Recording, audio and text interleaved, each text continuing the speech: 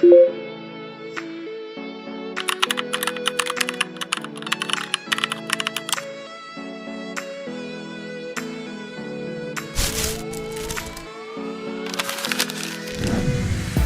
dari kelompok 16 akan membawakan presentasi tentang pengkajian sistem kardiovaskular pada anak.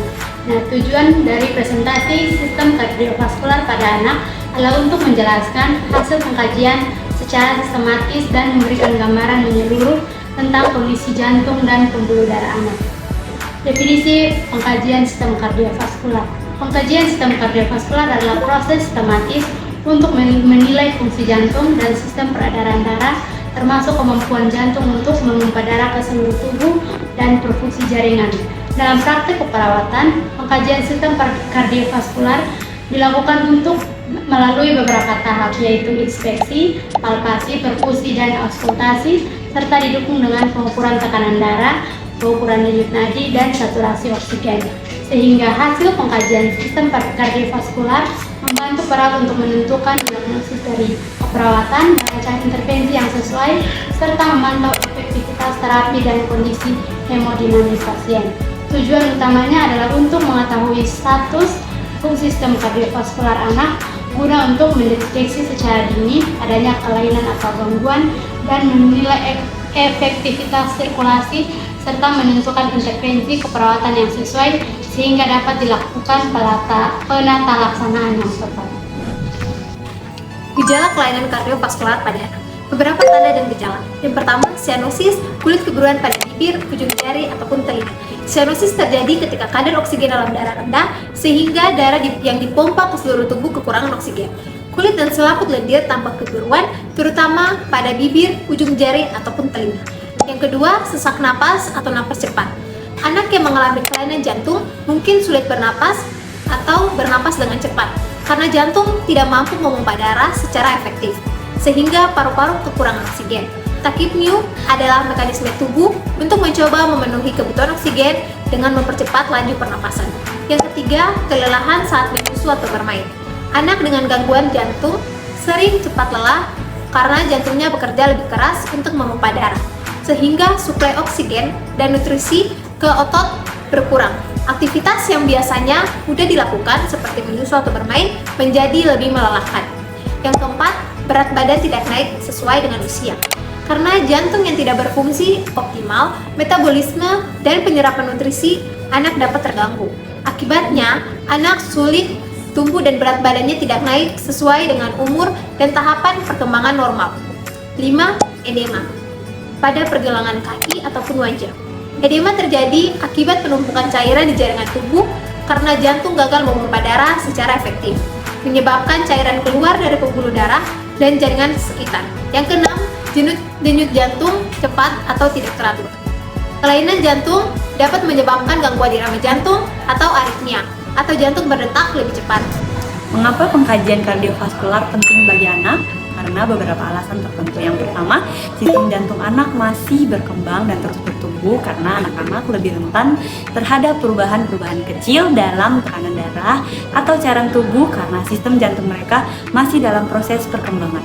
Yang kedua, anak-anak sulit mengungkapkan keluh kesah secara verbal karena pemeriksaan fisik menjadi sangat amat penting bagi anak-anak mungkin tidak dapat mengungkapkan keluh kesah atau gejala mereka secara efektif.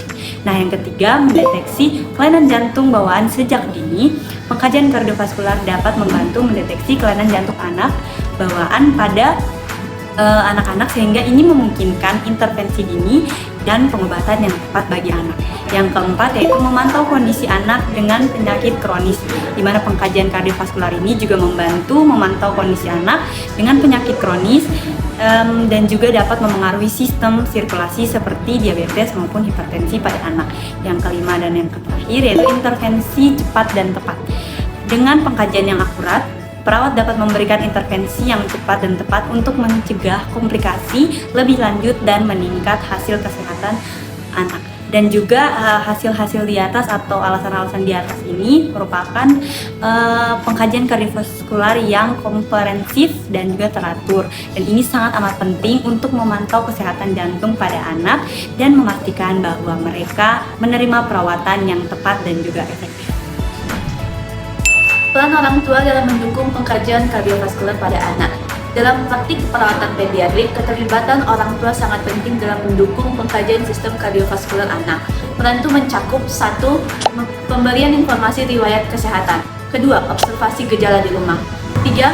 Dukungan emosional dan psikolog. 4. Kolaborasi dengan tenaga kesehatan. Dan yang terakhir, kelima, pemantauan dan kepatuhan terhadap terapi. Berikut beberapa alat yang dapat digunakan dalam pengkajian fisik pada sistem kardiovaskular. Yang pertama, ada pulse oximeter. Biasa digunakan pada usia bayi baru lahir sampai dengan anak usia sekolah. Untuk cara penggunaannya, dipasang pada jari tangan atau jari kaki. Kemudian, serta memastikan area jari atau tempat sensor terpasang tidak basah atau tidak dingin. Lalu, tunggu stabilisasi bacaan saturasi oksigen selama sekitar 1 menit. Alat ini digunakan untuk mengukur saturasi oksigen darah perifer secara non-invasif. Kemudian yang kedua, elektrokardiografi atau EKG yang biasa digunakan pada usia bayi sampai dengan anak remaja. Untuk cara penggunaannya, elektroda yang melainkan ditempelkan pada dada, kaki, dan lengan anak untuk merekam aktivitas listrik jantung pada anak. Pemeriksaan ini biasanya singkat dan non-invasif.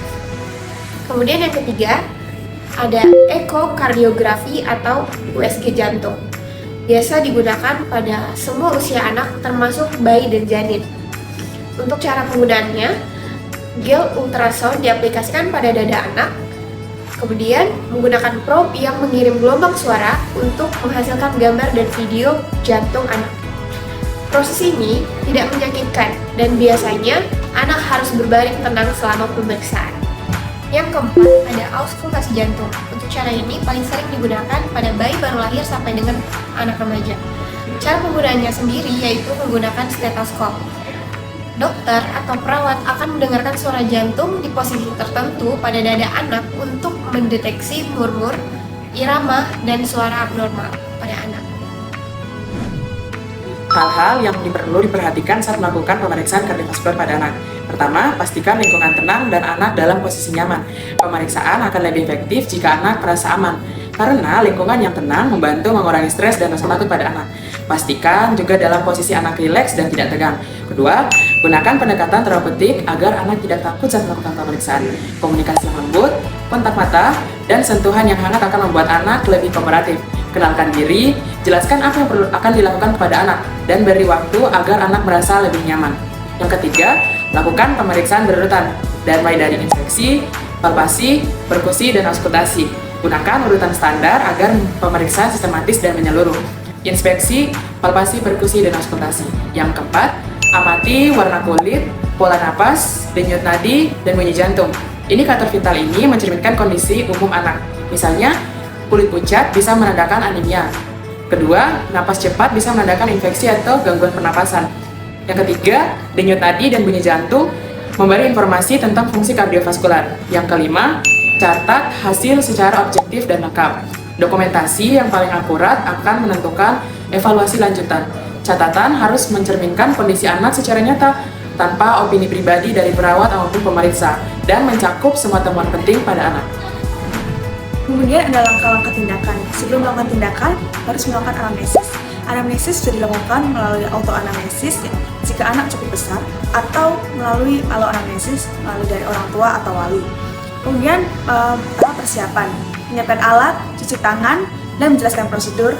Kemudian memastikan anak nyaman dan tenang. Kemudian memulai tindakan. Yang pertama ada inspeksi, mengobservasi warna kulit, pola pernapasan, dan adanya pembengkakan atau distensis vena jugularis. Kemudian perhatikan bentuk dada dan adanya retraksi interkostal. Kemudian yang kedua ada palpasi, menilai denyut apikal, fremitus, dan adanya getaran abnormal, merasakan kekuatan dan irama. Kemudian ada perkusi, menentukan batas jantung. Kemudian yang terakhir ada auskultasi, mendengarkan bunyi jantung, kemudian memperhatikan ada murmur dan bunyi tambahan. Temuan normal dan abnormal pada pengkajian kardiovaskular anak. Aspek pemeriksaan yang pertama inspeksi. Temuan normalnya, kulit dan mukosa tampak merah muda, tidak cyanosis, tidak pucat, dan tidak ada edema. Pola napas teratur sesuai usia. Temuan abnormalnya, cyanosis perifer, pucat, edema, atau distensi vena leher. Yang kedua, palpasi. Temuan normalnya itu nadi teraba kuat, ritme teratur, simetris kanan-kiri, dengan waktu pengisian kapiler kurang dari 2 detik. Temuan abnormalnya, nadi lemah atau tidak simetris, kapiler refill lebih dari 3 detik, hepatomegali. Yang ketiga, auskultasi. Temuan normalnya, bunyi jantung S1 dan S2 terdengar jelas, tanpa murmur patologis, innocent murmur patologis, masih dianggap normal pada anak aktif. Temuan abnormalnya, murmur patologis atau pansistolik diastolik, bunyi S3 atau S4, galop, klik ejeksi. Yang keempat, tekanan darah. Temuan normalnya sesuai rentang normal berdasarkan usia, jenis kelamin, dan tinggi badan. Temuan abnormalnya, hipotensi atau hipertensi di luar rentang usia. Pencegahan dilakukan sejak masa kehamilan dan setelah anak lahir, meliputi perawatan kehamilan yang baik. Ibu hamil perlu pemeriksaan rutin, menghindari rokok, alkohol, dan obat terlarang. Perawatan antenatal yang teratur memungkinkan deteksi dini faktor risiko kehamilan seperti anemia, infeksi, hipertensi, malformasi bawaan, dan pemberian intervensi tepat waktu. Pedoman nasional menganjurkan kunjungan ANC berkala standar kunjungan minimal sesuai Permenkes atau pedoman dan layanan terpadu, dan juga menekankan konseling tentang berhenti merokok, menghindari alkohol, obat terlarang, serta edukasi gaya hidup sehat selama kehamilan. Berikutnya, pemberian nutrisi seimbang. Asupan zat gizi seperti asam folat dan zat besi sangat penting untuk perkembangan jantung janin. Asupan asam folat, zat besi, kalsium selama prakehamilan dan kehamilan awal berperan besar dalam pembentukan struktur janin, termasuk perkembangan sistem kardiovaskular. Suplementasi asam folat direkomendasikan sejak sebelum konsepsi atau segera setelah hamil untuk mencegah cacat tabung dan mendukung perkembangan organ lainnya. Suplementasi zat besi membantu mencegah anemia ibu yang terkait komplikasi kehamilan. Selanjutnya yaitu imunisasi lengkap pada anak, mencegah infeksi yang dapat merusak jantung, misalnya demam rematik. Imunisasi rutin anak mencegah penyakit infeksi berat, misalnya difteri, campak, streptokokus komplikatif lewat demam rematik pada kasus tertentu yang dapat berdampak pada organ seperti jantung. Memastikan cakupan imunisasi lengkap dan mengejar imunisasi tertunda adalah langkah pencegahan primer penting untuk menjaga kesehatan jantung anak. Selanjutnya, menjaga gaya hidup sehat anak. Batasi makanan tinggi lemak dan gula, ajak anak beraktivitas fisik teratur. Sejak bayi sampai masa anak-anak, pola makan seimbang dan pembatasan konsumsi makanan tinggi gula atau lemak jenuh membantu mencegah obesitas, dislipidemia, dan faktor risiko kardiometabolik di kemudian hari. Aktivitas fisik teratur memperkuat kesehatan kardiovaskular, menurunkan risiko obesitas, serta mendukung perkembangan paru dan otot. Edukasi keluarga dan lingkungan sekolah sangat penting untuk menerapkan kebiasaan ini. Selanjutnya, deteksi dini oleh tenaga kesehatan.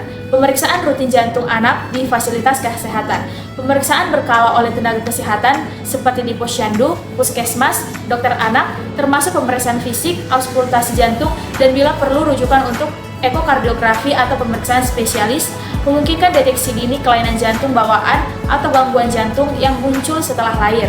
Pedoman tata laksana dan upaya peningkatan layanan jantung anak menekankan pentingnya deteksi dini dan jaringan rujukan nasional.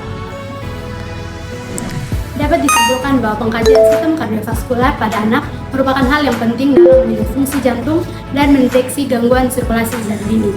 Pemeriksaan ini dilakukan dengan langkah sistematis dan melibatkan peran orang tua untuk membantu perawat menentukan intervensi yang tepat dan meningkatkan keselamatan anak. Dengan demikian, pengkajian kardiovaskular bukan hanya tindakan klinis, tetapi juga bentuk kasih, empati, dan tanggung jawab profesional perawat terhadap kesehatan anak. Pengkajian ini berperan dalam upaya pencegahan jangka panjang dimulai sejak masa kehamilan dengan perawatan antenatal yang baik, pemenuhan gizi ibu dan anak, imunisasi yang lengkap, serta pembiasaan gaya hidup sejak dini.